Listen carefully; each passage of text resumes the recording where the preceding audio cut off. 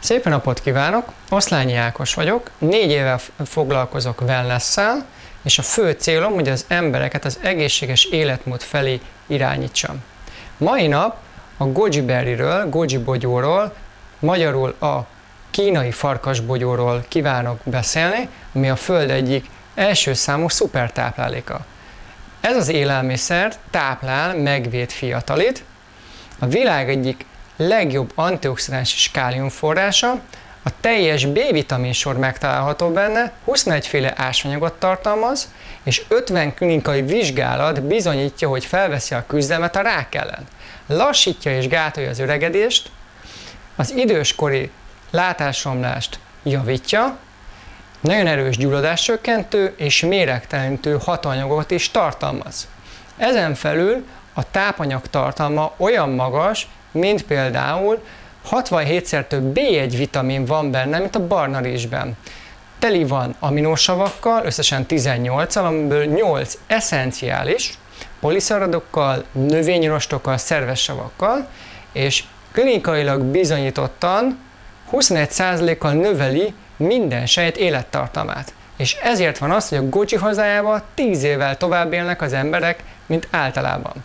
Na de hát kinek is jó a goji? A goji alapvetően a kisgyerekeknek nagyon hasznos, mivel vitamint és tápanyagokat pótol a nem megfelelő életmód, vagy már a környezetszennyezés miatt a tápanyagcsökkentésnél.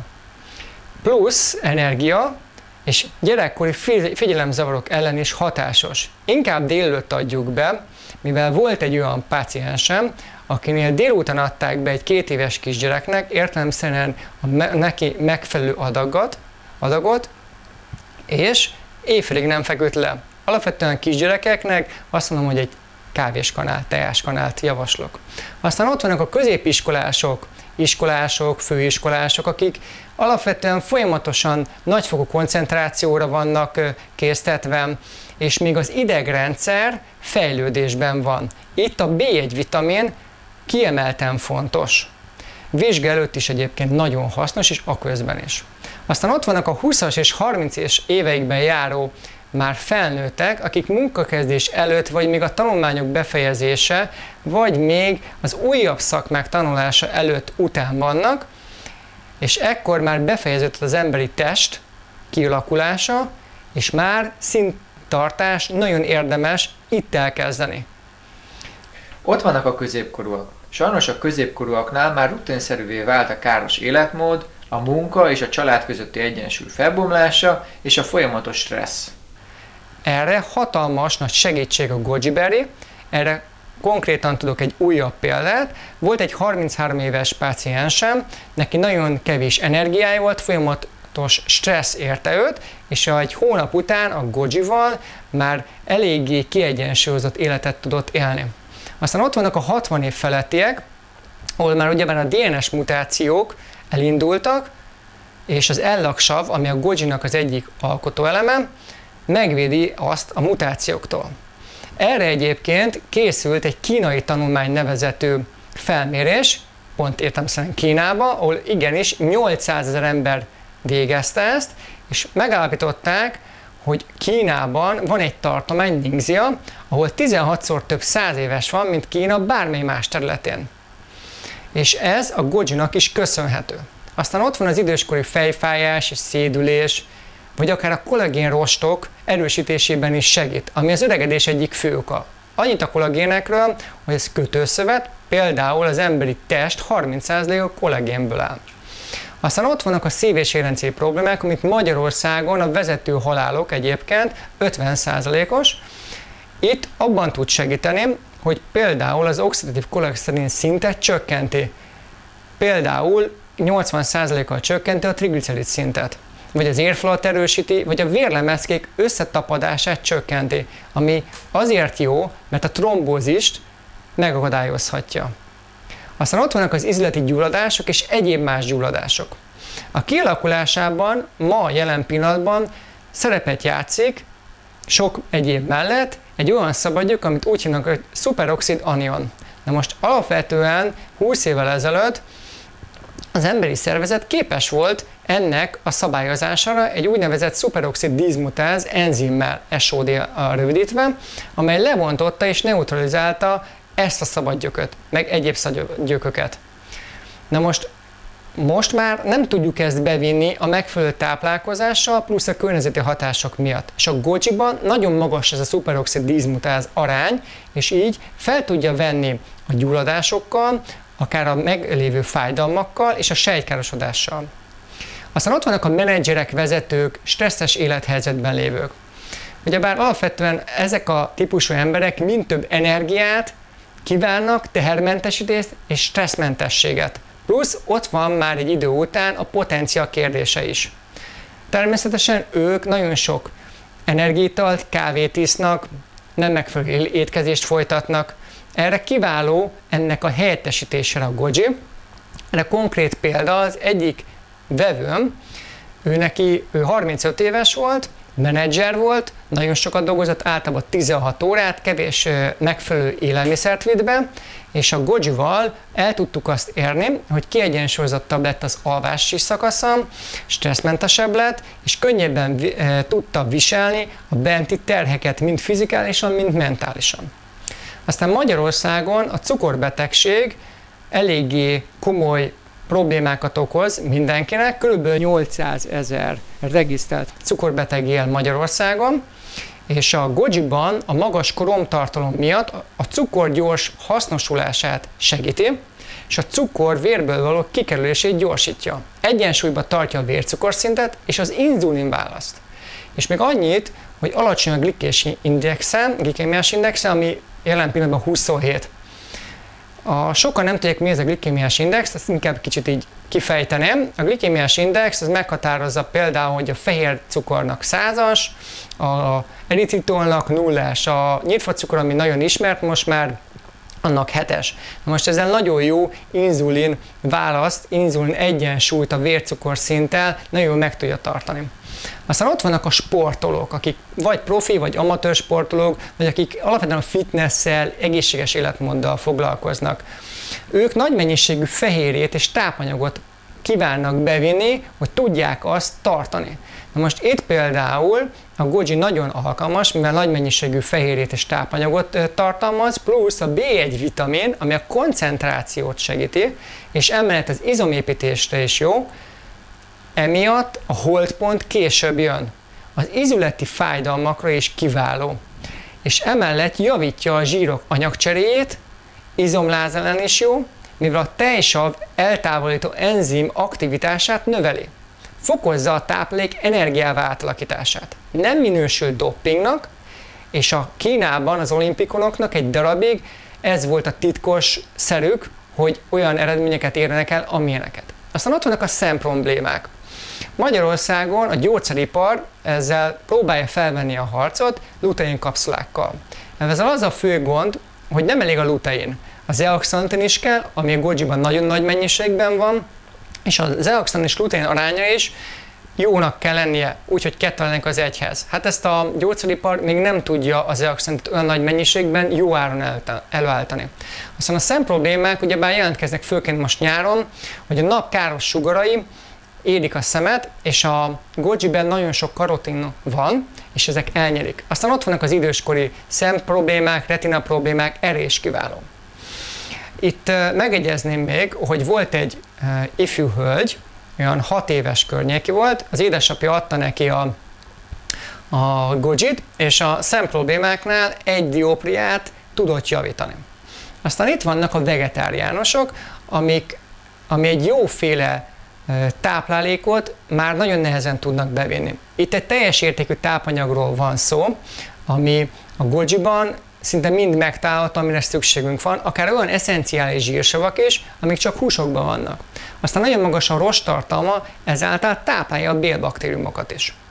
Aztán ott van a potencia kérdés, ez általában 48 év, 45 év fölött kezdődik a férfiaknál, nőknél is most már, és a goji a nem imirigyekre hat kifejezetten. Itt volt egy konkrét esetem, amikor egy páciensem hasonló férfi páciens sem hasonló problémákkal küzdött, hogy már nem tudott olyan produktív lenni otthon a feleségével, elkezdte fogyasztani a gojit, kb. 2-3 hónap után fél deci megivásával már nem voltak ilyen problémák, és Kínában van egy közmondás, hogy hosszú útra a férjet nem lehet elengedni, ha goji van nála. Aztán ott vannak a daganatos betegségek, sajnos Magyarországon 40%-a a haláleseteknek ebből adódik. A goji-nak van több klinikai tesztje, összesen egyébként 50, amit a PubMed.com-on meg lehet nézni, és ott a prostata, tüdő, máj, gyomor, ményakrák esetében, mint megelőzés, kiváló. Vagy hogyha valaki már sugárterápiás kezelés alatt áll, akkor annak a káros hatásait csökkenti, és segíti az immunrendszert, hogy erősítse a pácienst. Aztán ott van a bőr- és hajszépítés, mert most nagyon divatossá vált, plusz a napsugárzás kivédésében is hatásos a bőr tekintetében, mivel a C-vitamin feszessé teszi a bőrt, és erősíti a kollagénrostokat. Egyébként a bőrben 75%-át adja a kollagénrostok.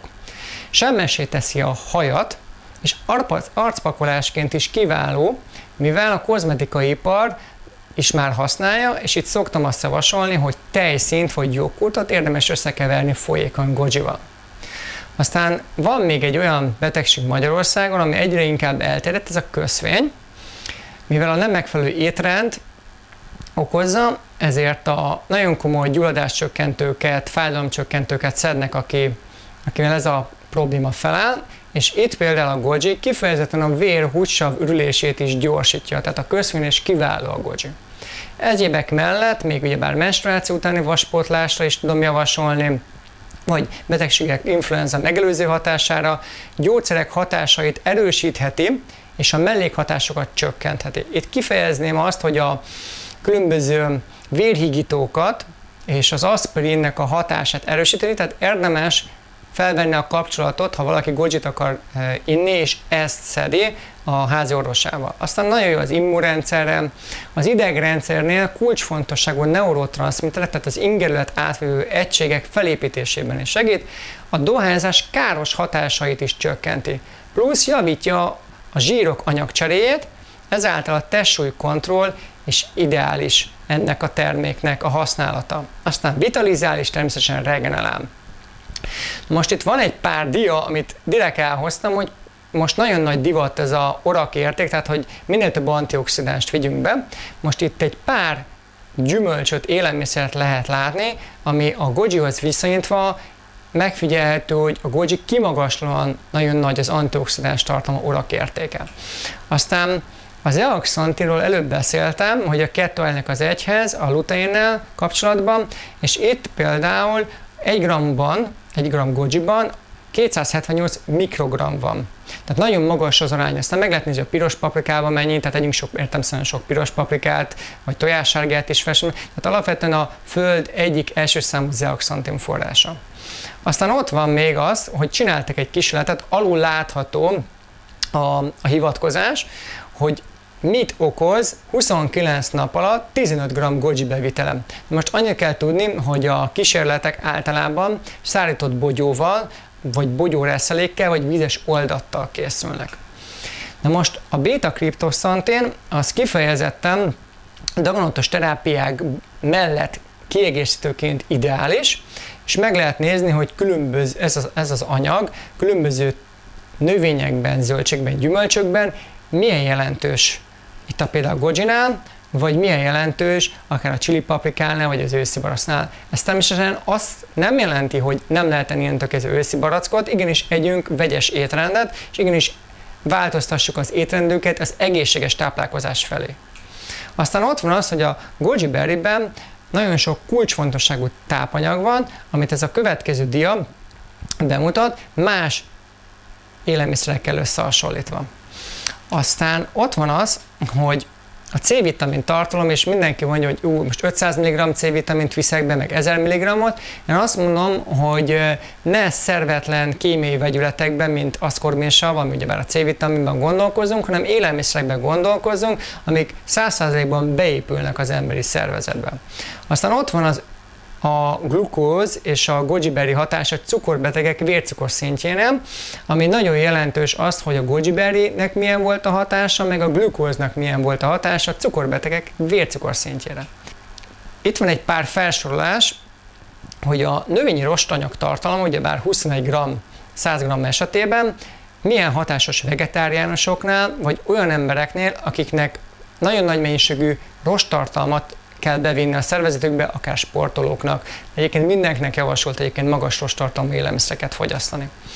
És a következő diám azt akartam igazából bemutatni, hogy milyen magas mennyiségben állnak vitaminok, ásványanyagok a gojiban, és itt például nagyon kiemelném a vastartalmat, ugyebár főként a nőknél a hajhullásnál, vagy a menstruáció kérdésében, de akár a C-vitamin, akár a kálium, de akár a fehérjét, azt már mondtam, a rostanyagtartalmat, akár a zsír, tehát ezek mind ideális egységben, szinergiában vannak a gojiban. Akkor itt van egy olyan dia, amikor különböző ráktípusokat, daganatos típusokkal végeztek kísérletet. És itt például a gyomorrák esetében, hogyha valaki gojit fogyaszt, eléggé jó eredményeket tud kihozni, hogyha nem fogyaszt gojit. Tehát hatékonyabb a daganattal való harcban. Aztán ott van a ményakrák, hát Magyarországon is nagyon sok ményakrákos van, hát arányaihoz képest már kezd szépen alakulni a dolog, és itt is a goji nagyon jó hatású volt. Ezt a gojit, ezt a fantasztikus gyümölcsöt, de hát hol termelik? Hát Ningxiában, körülbelül 2000 éve termesztik már hivatalosan, körülbelül 5000 éve írásos feljegyzések vannak, de miért is Ningxia? Igazából a Himalája közelsége és az onnan a folyókból leáramló tápanyagoknak a nagyszerű kombinációja és a nagy hőingadozás, ami bogyós gyümölcsöknek ideális, -20 és +40 között van ez a hőingadozás, kiváló. Körülbelül 475-ben már egy gyógyszerkönyvben is említést tesznek, és utána is a Ming dinasztiának a gyógyszerkönyvében is említést tesznek, hogy máj és veseelégtelenségnek kiváló. A tartományban élő emberek erősek, egészségesek, hosszú életűek, és úgy tartják, hogy a gojinak köszönhetik ezeket a képességeket. Na most így néz ki ugyebár Kína, most mindenki láthatja, Ningxia ott van ugyebár Mongólia, ott van igazából a Himalájának egy része, és így néz ki az ültetvény. Általában bio minősített gojiknak az ültetvénye az szélesebb sávokban termesztik, általában 3 méter, az a legideálisabb. És végül így néz ki maga a növény, és végezetül bemutatnám, hogy így néz ki a préslé. És miért a préslé?